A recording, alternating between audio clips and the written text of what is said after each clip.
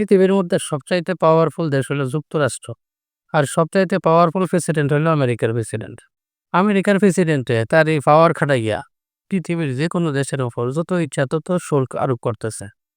এখন মার্কিন আদালত কি করছে, তার বিরুদ্ধে একটা রায় ঢুকে দিছে। রায়ের মধ্যে স্পষ্ট লিখে দিছে, স্যার মাফ করবেন, যত ইচ্ছা তত শুল্ক বসানো আপনার হাতের খেলা না। আপনি যা করতেছেন তা বেআইনি।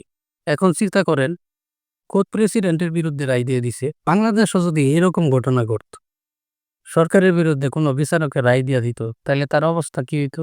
তারা প্রথমে দুর্নীতিবাজ বানাইতো, তারপরে বাড়ি যাওয়ার সময় গাড়ি ভেঙে দিত, পারলে বাড়িও ভাঙতো, পরে মাইরা ফেলাইতো, মাইরা ফেলানো সম্ভব না হইলে ওরা গুম করে দিত।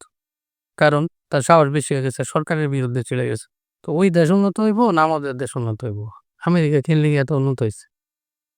যা ইচ্ছা তা আমেরিকাতে করা যায় না, বাংলাদেশও যা ইচ্ছা তা করা যায়। পৃথিবীর সবচেয়ে পাওয়ারফুল প্রেসিডেন্ট যা ইচ্ছা তাই করতে পারে না, কিন্তু বাংলাদেশের প্রধানমন্ত্রী যা ইচ্ছা তাই করতে পারে। শুধু প্রধানমন্ত্রী না, বাংলাদেশের জনগণও যা ইচ্ছা তা করতে পারে।